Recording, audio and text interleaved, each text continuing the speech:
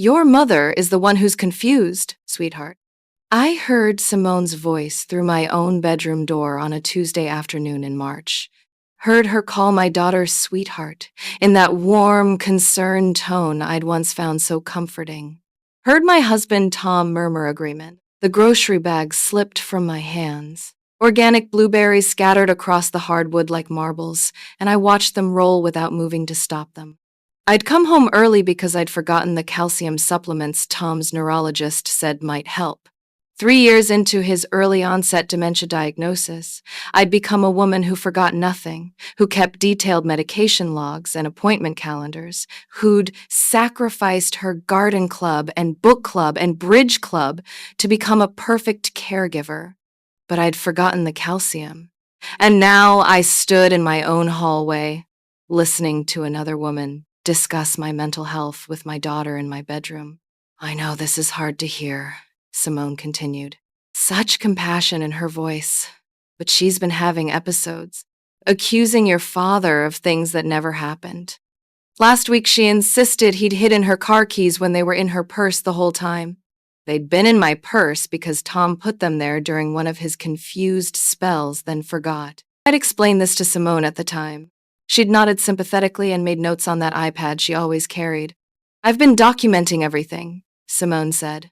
Professional, concerned, helpful Simone, who'd been coming to our house 3 times a week for 7 months, who'd seemed like an answer to prayer when Dr.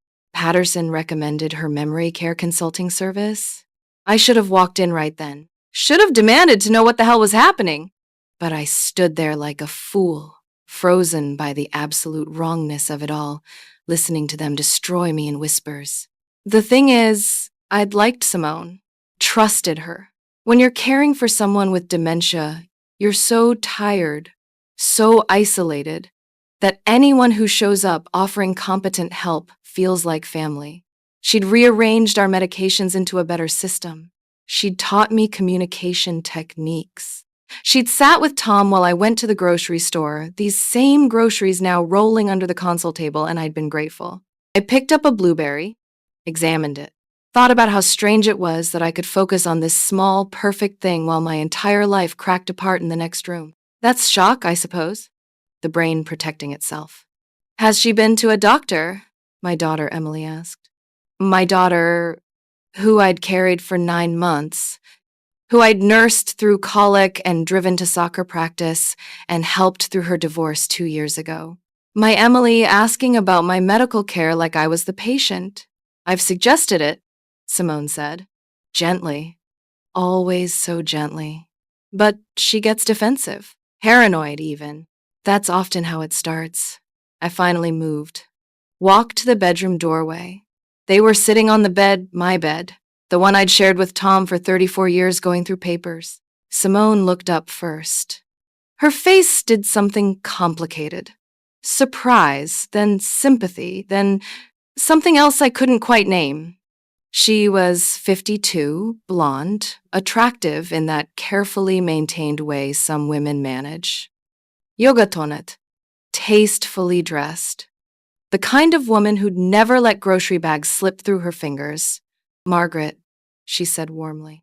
Emily and I were just, get out of my house. I said it quietly, calmly. I was proud of how calm I sounded. Emily stood up. Mom, we were just, where's your father? Having a nap, Simone said. He was tired after his walk. His walk. The one I usually took him on at 2 o'clock. The one Simone must have taken him on instead. While I was out buying blueberries and calcium supplements and the sugar-free cookies Tom still loved, even though he couldn't remember why. I'd like to speak with my daughter alone, I said. Simone gathered her iPad. Herr Bay. She touched Emily's shoulder as she passed. Squeezed it. A gesture of support. Solidarity. We're in this together, that squeeze said. We're the sane ones here. After she left, Emily looked at me with such careful concern that I wanted to scream. Sweetheart, I said instead, what exactly did she tell you? Mom, please don't be angry. She's trying to help. Help with what? Emily's eyes filled with tears. God, when had my capable daughter become someone who cried this easily? Dad told me you've been different, forgetting things, getting confused about what day it is, accusing him of hiding your things. I sat down on the bed, tried to keep my breathing steady. Your father has dementia, Emily. You know this. I know. But Simone says sometimes caregivers develop symptoms too, from the stress. She says she's seen it before. She's seen it before. I repeated the words slowly. And when did you start talking to Simone without me? Emily looked away. She called me 3 weeks ago. Said she was worried about you. Said Dad was worried too. 3 weeks. I ran through the last 3 weeks in my mind.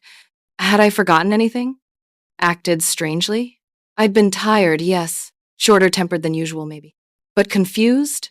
Paranoid? What else did she say? That you've been having trouble managing Dad's medications. That you mixed up his blood pressure pills last week. I hadn't mixed up anything. I'd caught an error. The pharmacy made 2 pills that looked similar, one of which Tom was allergic to. I'd called them immediately, gotten it corrected, documented everything. But had I told Simone? I'd mentioned it in passing, I thought, said something like, "Can you believe the pharmacy nearly gave him the wrong pills?" Oh, God. I'd said, nearly gave him. But what had she heard? What had she written down on that iPad? Emily, listen to me very carefully. I need you to tell me everything Simone has said about me. Everything Dad has supposedly said about me. Can you do that? She looked uncertain. Frightened. Of me.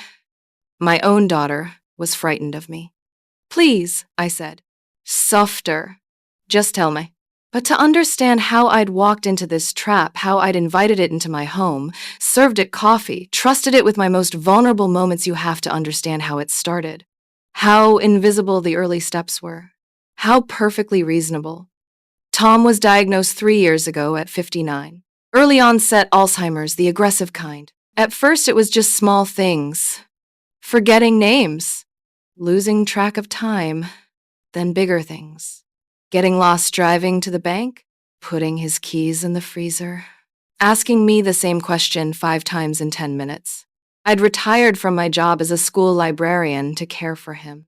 We talked about traveling, about all the things we do with our freedom, and instead I became a caregiver at 60. I don't say that with bitterness I love Tom, still loved him, but it's important to understand how isolated I'd become, how desperate for help. Our daughter Emily lived 3 hours away with her 2 kids. Our son James was in Seattle. They called, they visited when they could, but I was the one in the trenches. The one managing medications, doctor's appointments, the slow erosion of the man I'd married. Patterson, Tom's neurologist, suggested Simone last August. She's wonderful, he'd said. Specializes in early-stage memory care. She'll teach you techniques, help Tom maintain his independence longer, give you some respite. Respite. That word had sounded like salvation. Simone arrived on a Wednesday. Professional, warm, knowledgeable. She assessed Tom's cognitive state, asked me about our routine, made thoughtful suggestions. She never talked down to him, never treated him like a child. Tom liked her immediately. She's sharp as a tack, this one. He'd said after her first visit, in one of his clearer moments, really knows her stuff. She came 3 times a week. Mondays, Wednesdays, Fridays, 2 hours each visit. She worked with Tom on memory exercises, taught him strategies for managing confusion, organized our medication schedule into something more efficient. She even helped him set up a photo board with pictures of family members, each labeled with their names and relationships. I was grateful, genuinely, deeply grateful. For the first time in months, I had breathing room. I could go to the grocery store without rushing, could take a bath without worrying, could sleep more than 5 hours knowing someone competent was there if Tom needed something. I'd liked her. That's the part that made me feel so stupid now. I'd actually liked her. We'd talk about books, about our gardens, about the challenges of aging parents. Her mother had died of Alzheimer's 2 years earlier, she'd told me. She understood what I was going through. She'd lived it. Looking back, I could see the small manipulations, the way she'd subtly question my decisions. Are you sure? That's the medication schedule, doctor? Patterson recommended, delivered with a puzzled frown, even though she'd just watched me pull out the written instructions. The way she'd say things like, Tom told me he didn't have breakfast this morning when I'd made him eggs at 8 o'clock. The concerned looks when I'd forget minor details after a night of interrupted sleep. But I hadn't seen it. Why would I? She was there to help. The affair, because I still couldn't think about that part without my stomach lurching, must have started around October. 2 months into her visits. That's when Tom started being different. Not worse, exactly. Just different. More secretive. He'd started password protecting his phone, which he'd never done before. Started insisting on answering it himself when it rang, even though half the time he couldn't remember how. I'd mentioned it to Simone. He's becoming possessive of his phone. Should I be worried? It's common, she'd assured me. As they lose control over other aspects of their lives, they fixate on things they can still control. Let him have it. It's not hurting anything. She'd known why he was protective of his phone. Of course she had. She'd been the one calling it. Mom? Emily's voice brought me back to the present. To my bedroom, where we'd been sitting in silence for God knows how long. I need to check on your father, I said.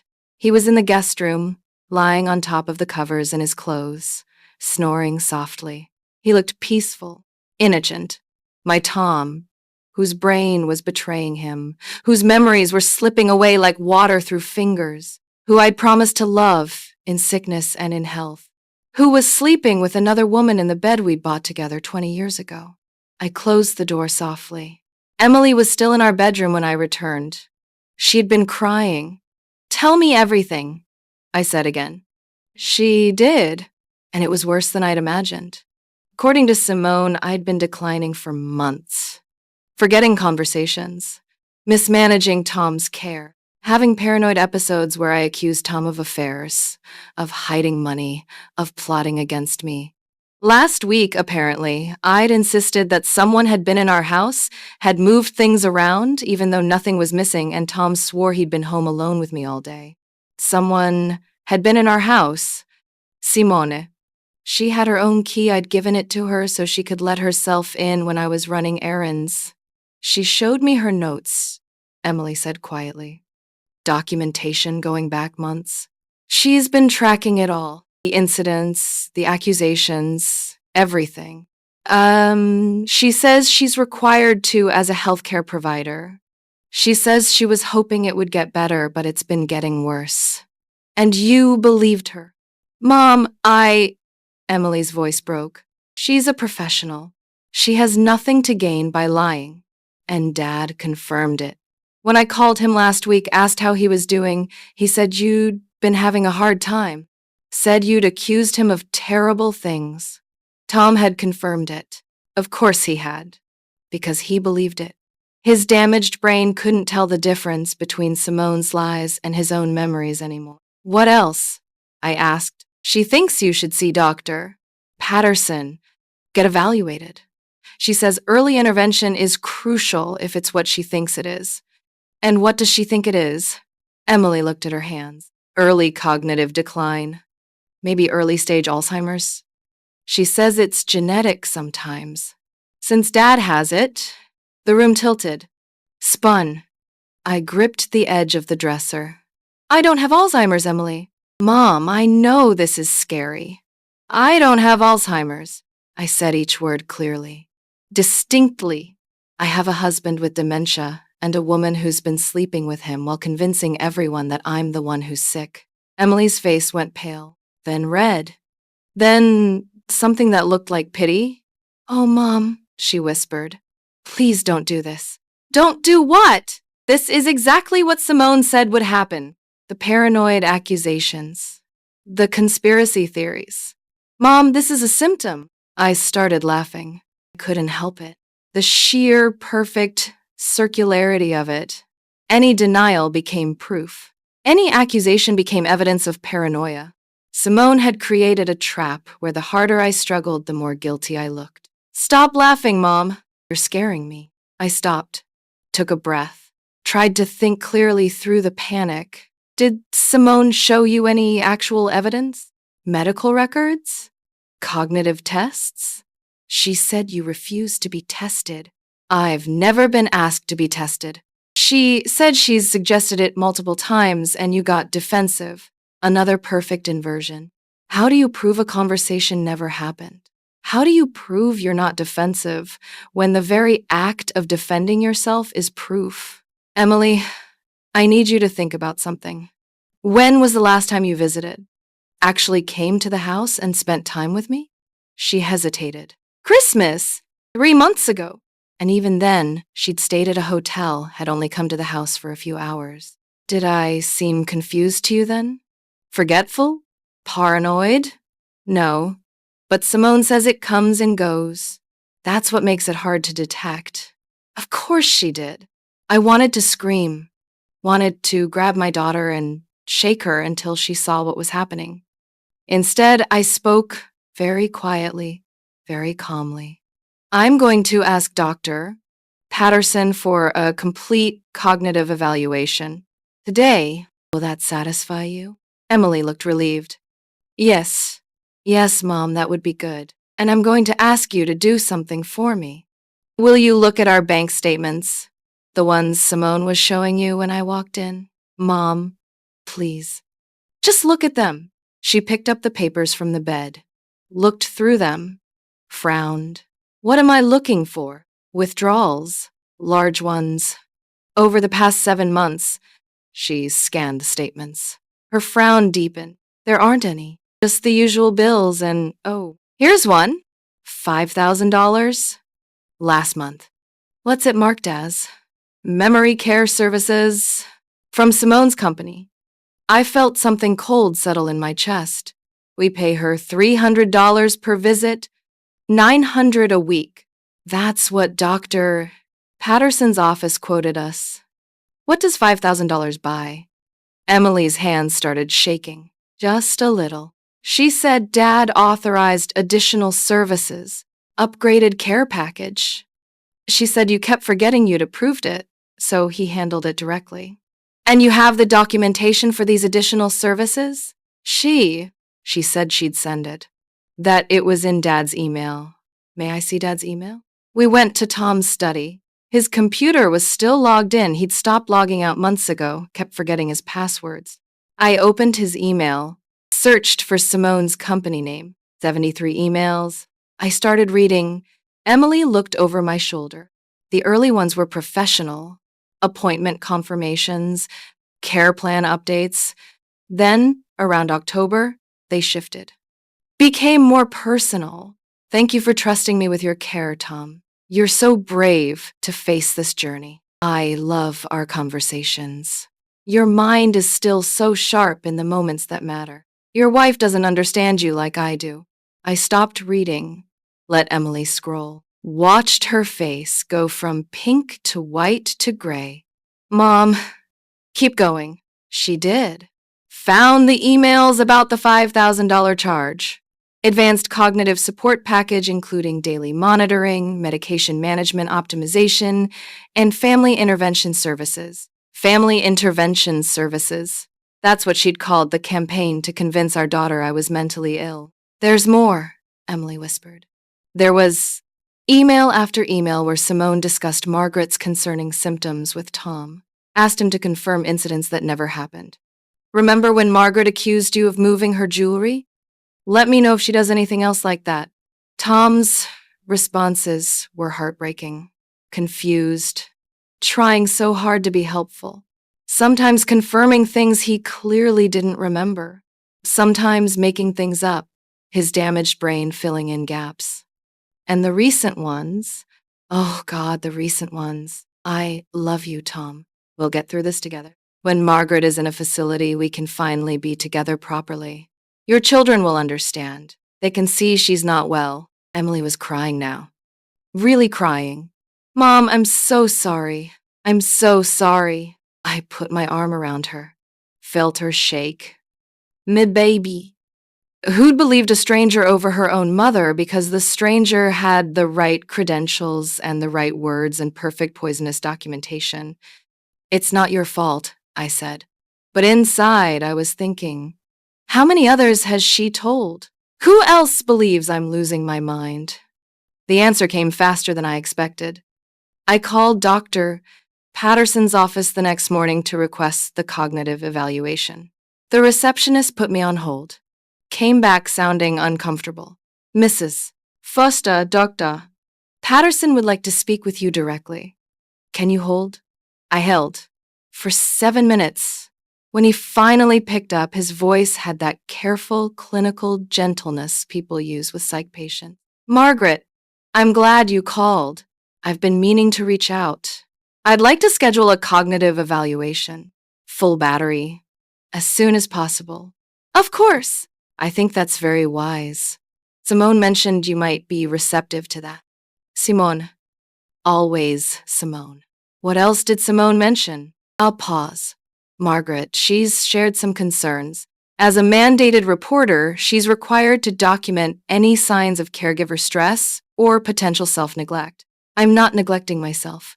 She mentioned missed medication. Tom's and your own. I've never missed Tom's medications. Not once. I keep logs. Can I see those logs? Of course. I'll bring them to the appointment. Another pause. Longer this time. Margaret, I need to ask. Have you been experiencing memory issues? Confusion? Mood changes? No. Simone's documentation suggests Simone is having an affair with my husband. The silence on the other end lasted so long I thought we'd been disconnected. Margaret, he said finally. Gently. So gently it made me want to throw the phone across the room.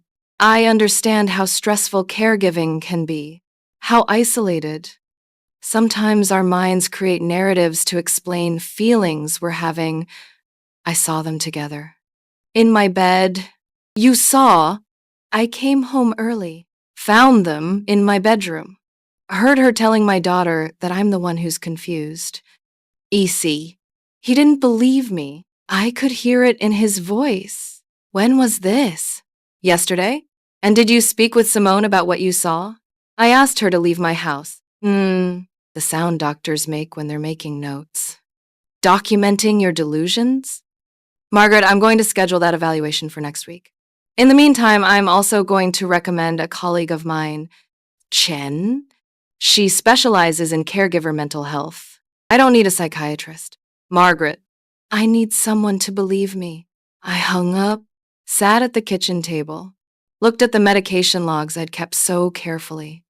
Every dose, every time, 3 years of perfect documentation, unless I pulled out my phone, opened the photo app. I'd been taking pictures of the medication setup every morning for months, a habit Simone had actually suggested.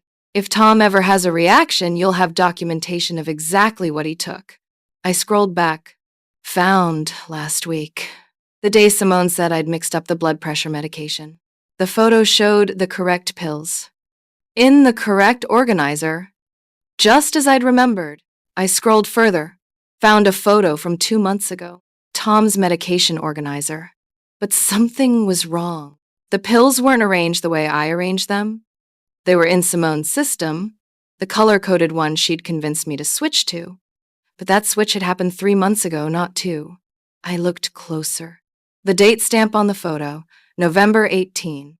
My last day using the old system, November 15. Someone had taken a photo of the old medication setup after I'd switched to the new one and added it to my phone's camera roll with a backdated timestamp. Simone had access to my phone. I'd given her the passcode so she could take photos of Tom during their sessions, sweet moments I might want later, she'd said. She'd been building evidence against me for months. In my own phone? In my own documentation system. I put my head down on the table and tried very hard not to cry. Because crying would be evidence of emotional instability. Because anything I did now would be evidence of something. Tom shuffled into the kitchen, looked at me with confusion. Why are you sad? He asked. I'm not sad, honey. Just tired.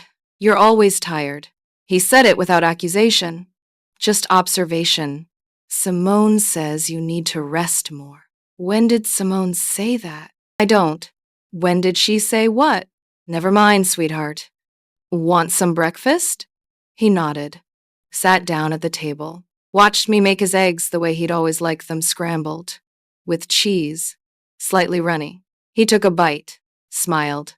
You make the best eggs, he said. Thank you, baby. Better than Simone's. I stopped moving. Simone makes you eggs? Sometimes. When you're gone, she makes them too hard. I like them like this. When you're gone. How many times had I been gone? To the grocery store, to the pharmacy, to the occasional doctor's appointment for myself. How many times had Simone been here in my kitchen making my husband breakfast? Tom, I need to ask you something, and I need you to try very hard to remember, okay? He looked worried. He hated when I asked him to remember things. It reminded him of what he couldn't do anymore. It's okay if you can't, I said quickly. But do you remember telling Emily that I've been forgetting things? His face cleared, relieved. This he remembered. Simone said I should tell her. Said you needed help and you'd be mad if I asked for it directly. So I should tell Emily. What exactly did you tell her? That you forget things sometimes. That you get confused about what day it is. That you... He trailed off. Looked uncomfortable. It's okay, Tom. What else? That you think I'm having an affair. He looked at me with such earnest confusion. Why would you think that? I love you. And he did. In his fractured way, he genuinely loved me. Couldn't remember our anniversary, couldn't remember our grandchildren's names half the time, but loved me. The knowledge sat like a stone in my chest. Who told you I thought that? Simone. She said you'd accused me. Said it was part of your... He struggled for the word. Your sickness. My sickness. My fictional, fabricated, perfectly documented sickness. Tom, honey, do you remember being intimate with Simone? His face went blank, then red. I don't. I wouldn't. It's okay. I'm not angry with you. I wouldn't do that to you, Margaret. I love you. He was getting agitated, breathing faster. I wouldn't. Would I? Did I? Shoo. It's okay. Eat your eggs. He did, but his hands were shaking. And I hated Simone with a pure, clean fury I'd never felt before. Not just for what she'd done to me, but for what she'd done to him. For using his broken brain as a weapon.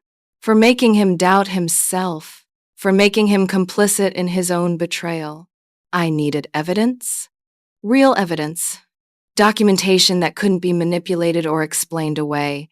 I called a lawyer that afternoon. Martin Henderson, who'd handled our estate planning 5 years ago. Explained the situation. He listened without interrupting. Margaret, I'm going to be honest with you. This is a difficult position. I know. If you pursue this legally, report her to the medical board, file charges for fraud or exploitation, you'll need to prove she's lying, which means proving you're cognitively sound, which means multiple psychiatric evaluations, which will be expensive and time-consuming, and every day I spend fighting this is another day she has access to Tom. Yes. What do you suggest? Get the evaluation from Dr. Patterson. Document everything. Every conversation, every interaction. Get copies of all financial records. Tom's email, everything. And he paused. This is going to sound harsh. Go ahead. Consider that Tom might need to be placed in a facility. My throat closed. What? If Simone has convinced medical professionals that your care is inadequate, they could petition for guardianship. Better that you do it voluntarily, maintain control of the decision. She wins then. She gets what she wants. She wins this battle. You survive to fight others. I hung up, sat in silence, thought about Tom in a facility, thought about coming home to an empty house. Thought about Simone getting exactly what she'd planned. Then I thought about something else. I still had my key to Tom's study. And Tom still had that iPad Simone had given him last month for brain games, she'd said. I waited until he was napping. Went to his study, found the iPad. It was password protected, but Tom used the same password for everything. Our anniversary backwards. I tried it. It worked. Opened his messages, found Simone. 237 messages. Going back 5 months. I read them all. They'd been planning this since November. Not just the affair, the whole thing. Every step. Once Margaret is committed, you and I can be together properly. The kids will thank us eventually. They'll see we did what was best. Your house will cover your care costs for years. We'll be comfortable. Dr. Patterson is on board. He agrees Margaret shows signs. Patterson? My Tom's doctor? The man I trusted. I took screenshots of everything. Sent them to my email. Then to Emily's email. Then to James in Seattle. Then I called 911. Not because I was having an emergency, because I needed documentation. I need to report financial exploitation of a vulnerable adult, I told the dispatcher. They sent an officer. Officer Mendoza, young, professional. I showed her everything. The emails, the messages, the bank statements, the $5,000 charge for services never rendered. She took notes, took photos of my documentation, asked careful questions. Ma'am, has anyone suggested you're experiencing cognitive issues? Yes, the woman who's stealing from my husband. And you've been evaluated for these alleged issues? I have an appointment next week with Dr. Patterson. She made a note. I'll file this report, but I need to be honest. If there's a question about your mental state, any case against this woman will be complicated. I know. Adult Protective Services will likely get involved. Good. She looked at me for a long moment. Ma'am, are you safe here? From what? From yourself. From your husband. The report I file will note concerns about mental health. I'm required to ask. Of course. Even the police report would document my alleged instability. Simone had thought of everything. I'm safe, I said. I'm perfectly safe. She laughed. I sat in the kitchen, waited for the explosion. It came at 9 p.m. Emily calling, frantic. Mom, what did you send me? Evidence. Mom, these messages, they can't be real. Simone wouldn't. Read them again, Emily. Every word. I am reading them. And they're horrible. But, Mom, anyone could fake text messages. Anyone could create screenshots. Call your father right now. Ask him if Simone gave him an iPad. Mo, do it. She did. I heard Tom's voice in the background, confused but trying to help. Yes, Simone gave me. The game thing. For my brain? And do you message her on it? Long pause. I don't. Maybe. She taught me how. Emily came back on the line. This doesn't prove anything except that they message each other. Which makes sense. She's his care provider. Did you read the messages, Emily? I read them. And they're awful. But Mom, I have to ask. Did you write these? The world stopped. Just stopped. What? Simone warned me you might try to manufacture evidence. Said it's common with paranoid delusions. Creating documentation that supports the narrative you believe. I laughed again. That hollow, airless laugh. You think I wrote 200 messages to myself? Pretending to be Simone? Planning to commit myself? Stealing my own money? I think you're sick, Mom. I think you need help. Emily? I'm calling Dr. Patterson. We're moving up your evaluation. She hung up. I sat there, in my kitchen, in my house, in my life that had been systematically dismantled by a woman who'd smiled at me while poisoning my world. James called an hour later. Mom, Emily sent me some stuff. Are you okay? I'm fine. These messages she sent, they're pretty intense. They're real, James. Mom, I believe that you believe they're real. That's not the same thing. I know.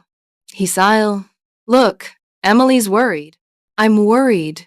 We think maybe you should come stay with me for a while. Get away from this situation. Get some rest. I can't leave your father. Mom, Simone can take care of Dad for a few weeks. That's literally her job. Simone is the problem. See? When you say things like that, he stopped, started over. I love you. We both love you. But you're not thinking clearly. The accusations against Simone, the manufactured evidence. I didn't manufacture anything. Emily says Simone warned her you might do this. Create fake documentation. It's apparently really common with early stage Alzheimer's. I don't have Alzheimer's. Then prove it. Come to Seattle. Get evaluated by someone who doesn't know you. Independent assessment. If you're fine, great. If you're not, we'll deal with it together. I wanted to scream. Wanted to explain that leaving was exactly what Simone wanted. That 3 weeks away from Tom was 3 weeks she'd have him alone. 3 weeks to deepen her hold. 3 weeks to convince him I'd abandoned him. But I couldn't say any of that without sounding paranoid. I'll think about it, I said. That's all I ask, Mom. I love you. After he hung up, I went to check on Tom. He was awake, sitting up in bed, looking at his iPad. What are you doing, honey? Messaging Simone. He showed me the screen. Showed me without hiding it because he didn't know he should hide it. His broken brain couldn't track betrayal anymore. The message read, Margaret found your messages. She sent them to Emily and James. She's very upset. Simone's response came through while I watched. Oh, Tom, I'm so sorry. This must be frightening for you. Margaret's illness is progressing. We'll get her help soon. Promise. Tom looked up at me. She says you're sick. I know, baby. Are you? No. He looked confused. Sad. But Simone says, I know what Simone says. He went back to his iPad. Started typing. Margaret says she's not sick. Simone. That's part of the illness, sweetheart. She doesn't understand what's happening. But we'll take care of her. You and me together. Tom smiled, relieved. She says we'll take care of you. I left the room before I started crying. The next week was a special kind of hell. Patterson's evaluation confirmed I had no cognitive impairment. Normal memory function. Normal processing speed. No signs of dementia or Alzheimer's. Say, I said. I told you. These results are very reassuring, he said. But he didn't look reassured. However, cognitive tests can't always detect psychiatric conditions. I don't have a psychiatric condition. Margaret, paranoid delusions can exist independently of cognitive decline. The belief that a care provider is conspiring against you, manufacturing evidence, convincing others. It's not a delusion if it's real. That's what everyone with delusions says. He referred me to Dr. Chen anyway, for a psychiatric evaluation, to rule out paranoid personality disorder, delusional disorder, late-onset schizophrenia. I went, answered her careful questions, showed her my documentation. She was kinder than Dr. Patterson. Margaret, I'm not seeing signs of psychotic disorder, but I am seeing signs of extreme stress. Caregiver burnout. Have you considered respite care? Respite care. Like hiring someone to watch Tom while I rest? Exactly. Like Simone. She looked uncomfortable. Perhaps someone different. A change might be good for everyone. I left with a prescription for anxiety medication and a recommendation for therapy. No diagnosis of delusion or psychosis, but no confirmation of sanity either. The report said, patient presents with stress-related anxiety and possible adjustment disorder. Recommend ongoing monitoring. Possible adjustment disorder. Just enough doubt to poison every future conversation. Meanwhile, Simone had stopped coming to the house. For everyone's safety, she told Emily, until Margaret is properly treated. But she was still messaging Tom, still calling him, still sending him brain game exercises that kept her in his mind every day. And Tom was getting worse. Not from the dementia, from the confusion. From not understanding why Simone didn't visit anymore. Why I seemed upset all the time. Why Emily called every day asking worried questions. Did you take your pills today? She'd ask him. I think so. Margaret gave them to me. Are you sure? E. Yes, I think yes. And I'd hear the doubt in his voice, the questioning. Because Simone had taught him to doubt me, I was losing him, not to the disease, to her. In May, 3 months after I discovered the affair, our financial advisor called. Robert Chen, who'd managed our retirement accounts for 15 years. Margaret, I need to talk to you about some concerning transactions. What transactions? Tom's been moving money. Large amounts from your joint investment account to a separate account I wasn't aware of.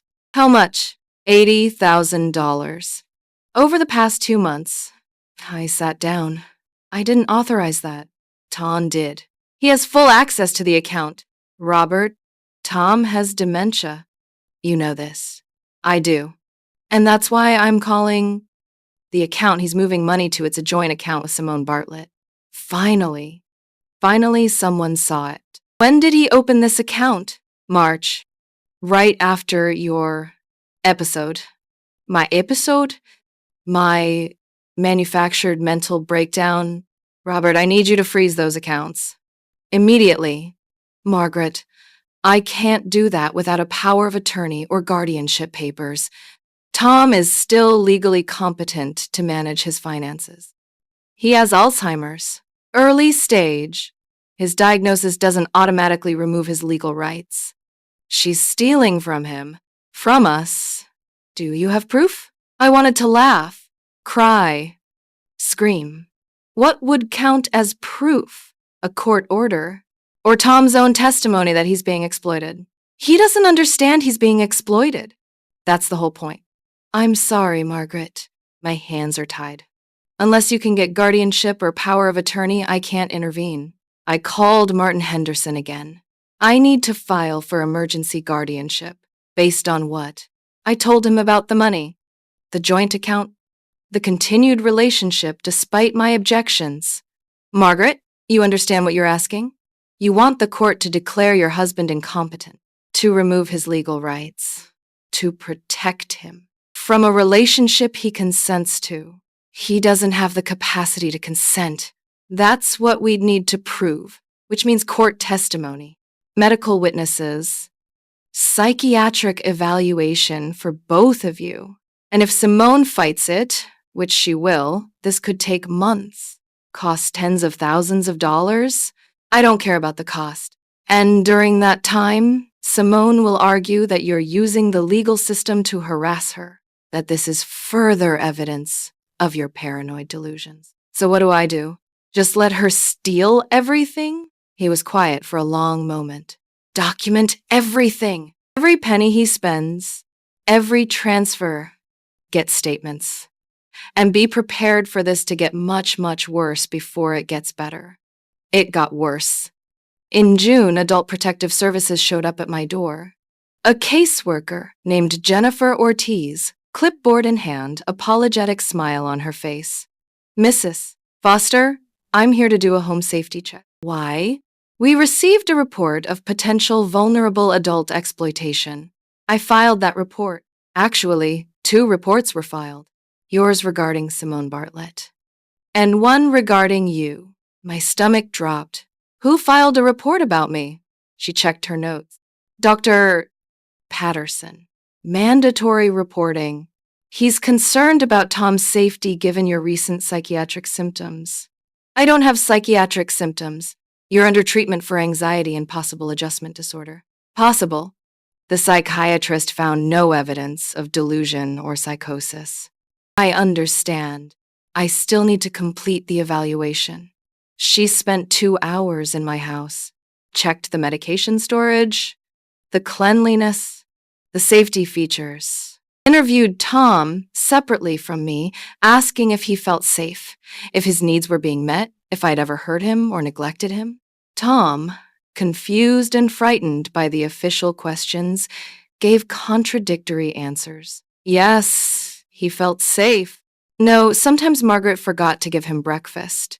Yes, she was a good wife. No, she'd been acting strange lately. Yes, he wanted to stay here. No, maybe it would be better if Simone took care of him. Jennifer's report noted conflicting statements from the vulnerable adult and caregiver stress factors, recommended ongoing monitoring, and consideration of alternative care arrangements. That night, I couldn't sleep. Lay in bed next to Tom, listening to him breathe, thinking about alternative care arrangements. Thinking about Simone winning. At 3 a.m., I got up, made tea, sat at the kitchen table, and started writing everything, the whole story, every detail, every conversation, every piece of documentation. I wrote it like I was telling a friend, like I was explaining to someone who'd believe me. When the sun came up, I had 40 pages. My testimony, my truth. I sent it to Emily, to James, to our closest friends, to Tom's siblings, to everyone who might listen. The response was mixed. Half thought I was brave for speaking out. Half thought it confirmed my mental instability. The schism split our friend group down the middle. The Wilsons stopped calling. The Patels sent a care package and a note saying they believed me. Tom's brother said he'd always found Simone off, and why hadn't I said something sooner? Tom's sister said she'd spoken to Simone and found her perfectly professional and very concerned about both of you. But something else happened too. 3 other women contacted me. Linda, 68, whose husband had Parkinson's. She'd had a care provider named Simone Bartlett 2 years ago. Patricia, 71, whose husband had vascular dementia. Same story. Same care provider. Same concerns about her mental health raised by the same Dr. Patterson. Karen, 65, whose husband had a stroke. Same pattern. Different outcomes. She'd placed her husband in a facility before it progressed too far, thought she'd been paranoid, apologized to Simone. 3 women, 3 vulnerable husbands. Same predator. We compared notes.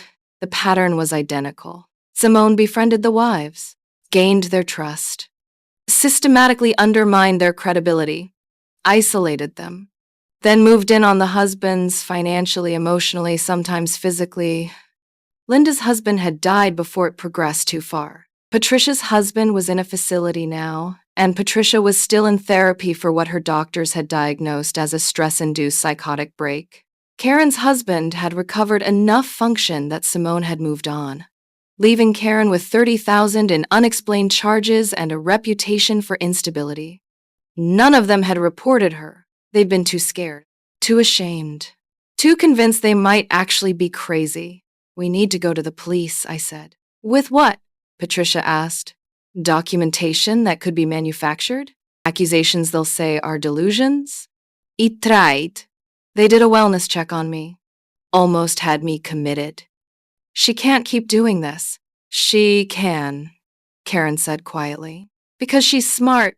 She picks women who are already stressed, already isolated, already on the edge. She picks men who can't defend us. She picks doctors who trust her. And she leaves just enough doubt that no one knows who to believe. There has to be something we can do. Linda looked at her hands. I wrote about it, posted it online. Anonymous blog. Got death threats. People said I was a bitter old woman trying to destroy an innocent healthcare worker. Had to take it down. We sat in silence. 4 women, 4 stories. Same monster. No justice.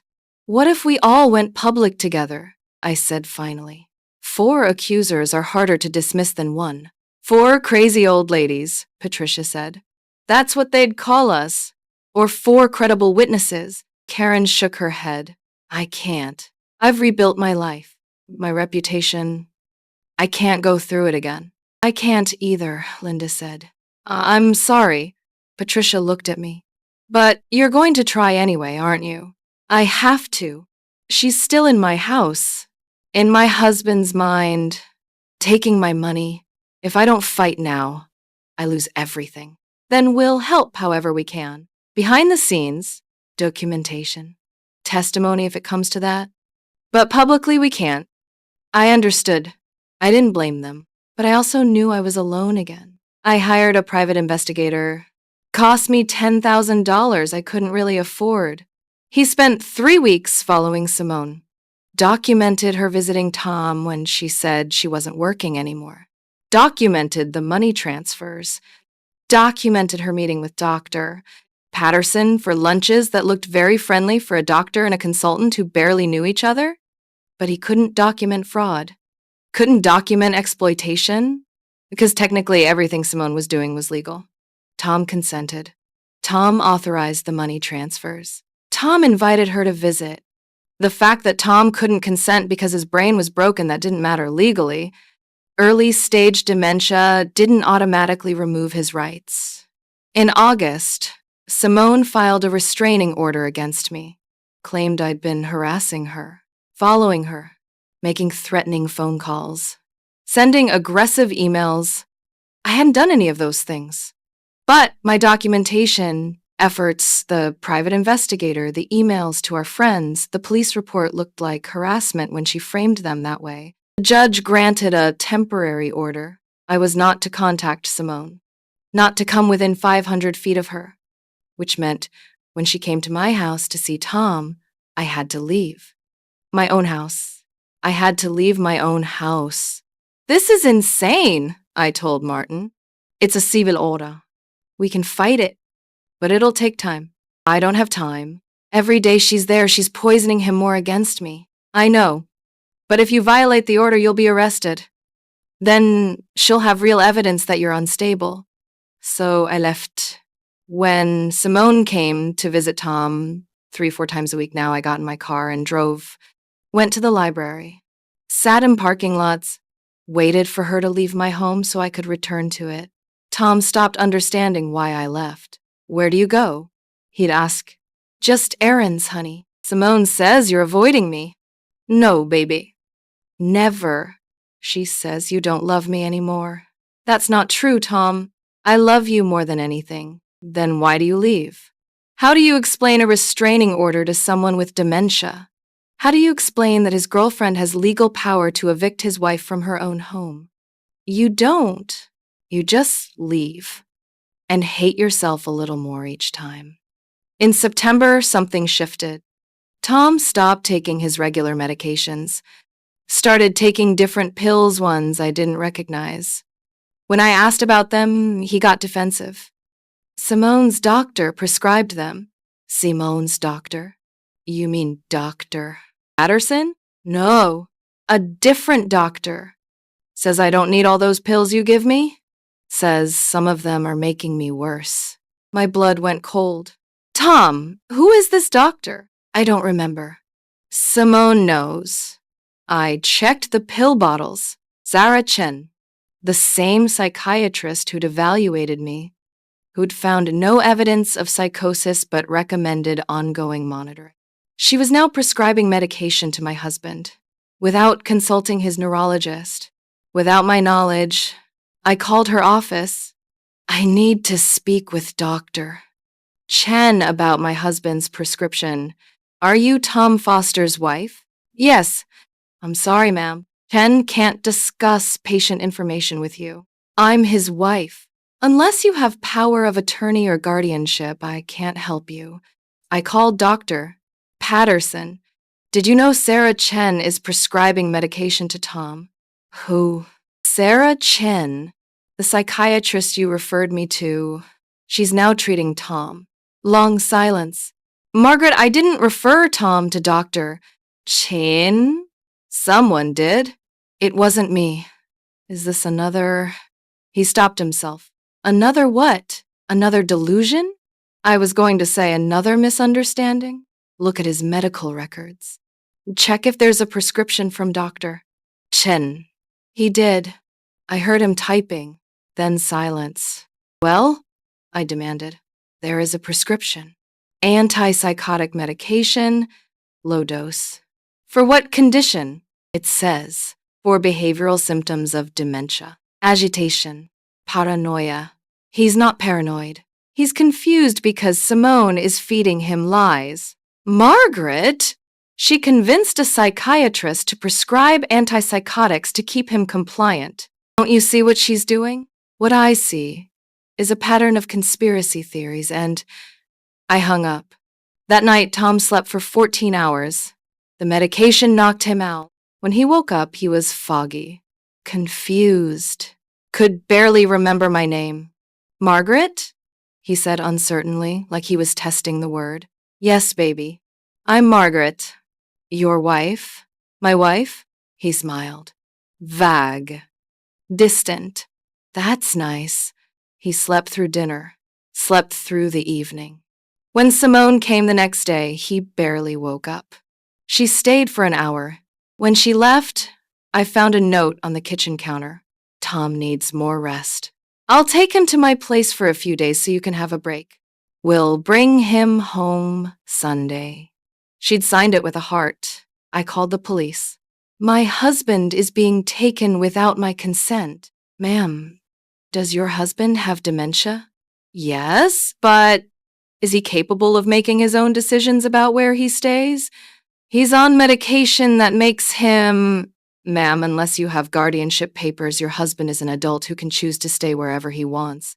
This woman has a restraining order against me. She's using it to separate me from my husband. That's a civil matter, ma'am. You'll need to talk to your lawyer. Tom left with Simone on Thursday morning. She packed a bag for him, helped him to her car. He waved at me sleepily from the passenger seat. I stood in my driveway and watched them drive away. He didn't come back on Sunday or Monday. On Tuesday, Simone sent an email. Tom has decided he'd be happier staying with me for a while. He finds the environment here more peaceful. I'll keep you updated on his care. I called Emily, James, Martin, everyone. Emily, Mom, if Dad wants to stay with Simone, maybe you should respect his wishes. James, Mom, he's an adult. If he feels more comfortable there. Martin, without guardianship, I can't force him to come home. I drove to Simone's house. Nice place. Suburban? Professional. I sat in my car across the street and waited. 3 hours later, a police car pulled up. Officer Mendoza stepped out, walked to my car. Mrs. Foster, you're in violation of a restraining order. I'm on a public street. You're 500 feet from Miss Bartlett's residence. The order specifies distance. I just want to see my husband. I understand, but you need to leave. Now, I left. That night, I took all the documentation, emails, messages, financial records, statements from Linda and Patricia and Karen, everything, and I wrote a new story. Not just my testimony. A case, evidence, timeline, pattern of behavior across multiple victims. And I sent it to the medical board, to the police, to the FBI, to every news outlet in the area, to anyone who might listen. Most ignored it. 2 news stations called, asked questions, then backed off when Simone's lawyer threatened defamation suits. But one reporter, Sarah Mitchell from a small investigative podcast, called me, Mrs. Foster, I'd like to talk about your story. We talked for 3 hours. I gave her everything. She spent 2 weeks verifying, contacted Linda, Patricia, Karen, reviewed financial records, found 2 more victims I hadn't known about. Her podcast episode aired in October, The Memory Thief, When Care Providers Become Predators. It went viral. Suddenly, my paranoid delusions were a documented pattern of abuse. Suddenly, Simone was being investigated. Suddenly, Dr. Patterson was being asked why he'd referred 6 vulnerable dementia patients to the same consultant without disclosing their prior relationship. Suddenly, people believed me. The medical board suspended Simone's consulting license pending investigation. Patterson was censured. The FBI opened a fraud investigation, and Tom came home, not because he wanted to, because Simone's lawyer advised her to return him before the optics got worse. He arrived on a Wednesday afternoon, confused, disoriented, 30 pounds lighter than when he'd left. Where am I? He asked. Home, baby. You're home. Is Simone here? No, honey. Just me. He looked around our house like he'd never seen it before. The dementia had progressed in the 6 weeks he'd been gone. Or maybe it was the medication. Or maybe it was the stress of being manipulated. I don't remember this place, he said. That's okay. We'll make new memories. He nodded, dozed off on the couch. I sat next to him and cried for the first time in months. The investigation took 8 months. In that time, they found evidence of exploitation against 11 victims. Total financial losses exceeding $800,000. Simone had been running this con for 4 years. She was charged with fraud, elder abuse, exploitation of vulnerable adults, and practicing medicine without a license. The antipsychotic prescriptions had been called in by Dr. Chen at Simone's request. Without proper evaluation, Chen lost her license. Patterson lost his practice. Simone took a plea deal. 5 years in prison. Restitution to all victims. I got back $82,000. Not everything she'd taken, but enough. Tom never fully recovered. The combination of dementia progression and those 6 weeks of antipsychotic medication left him further gone than he should have been. He stopped recognizing Emily and James consistently, stopped remembering our anniversary, stopped remembering Simone, thank God. But he remembered me. In his way, would reach for my hand, would smile when I entered the room, would say, I love you, even when he couldn't remember my name. I hired a legitimate care provider, checked references, did background checks, stayed present for every visit. Emily apologized. James apologized. They both cried, said they should have trusted me. Should have listened. You had no way to know, I told them. She was that good. We should have known anyway, Emily said. You're our mother. I forgave them. What else could I do? They'd been manipulated too. We all had. Simone's sentencing hearing was in June. I attended, sat in the courtroom and watched her stand before the judge in an orange jumpsuit, looking small and ordinary and nothing like the monster who'd destroyed my life. The judge asked if I wanted to make a statement. I did. I talked about trust, about how caregivers are supposed to help, not harm, about how she'd used my exhaustion and isolation against me, about how she'd weaponized my husband's illness. You didn't just steal money, I said. You stole time. Time I can never get back with my husband. Time he spent confused and frightened and believing I was the enemy. You stole his trust in me. In us. And that's the part I'll never forgive. She didn't look at me. Never once met my eyes. The judge gave her the maximum sentence. 5 years. It wasn't enough. Would never be enough. But it was something. Afterward, Linda and Patricia and Karen met me outside the courthouse. We didn't say much. Just stood there together. 4 women who'd survived the same monster. It's over, Linda said. It's over, I agreed. But of course it wasn't. Not really. Tom continued to decline. I continued to care for him. The trauma continued to ripple through our family in ways we're still discovering. But Simone was in prison. The truth was known. And I was believed. That mattered. Tom died last year. Peacefully. At home. Holding my hand. He was 65. I was 66. We'd been married 39 years. In his final moments, he looked at me with sudden clarity. Really saw me. The fog lifted for just a sec. Margaret, he said, clear as day. My Margaret, I'm here, baby. I'm sorry. For what? For forgetting. He smiled. Soft, but I never forgot this. That you're good. That you're mine. That you stayed. Always, I said. He closed his eyes, and he was gone. I scattered his ashes in the garden he'd planted before he got sick. Roses, hydrangeas, the leona he'd loved. They're blooming now. I tend them every day. People ask me sometimes how I survived it, how I kept fighting when everyone thought I was crazy, how I didn't just give up. I tell them I didn't have a choice. When someone you love is being hurt, you fight. Even when no one believes you. Even when you're fighting alone, you fight because that's what love is. And sometimes, if you fight long enough, the truth wins. Not always, but sometimes.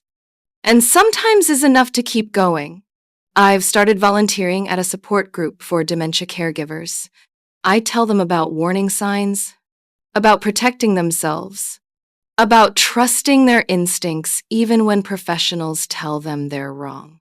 I tell them they're not crazy, they're not paranoid, they're not alone, and I mean it because I've been where they are. I've stood in that terrible place where reality and perception split, where everyone thinks you've lost your mind when really you're the only one still sane.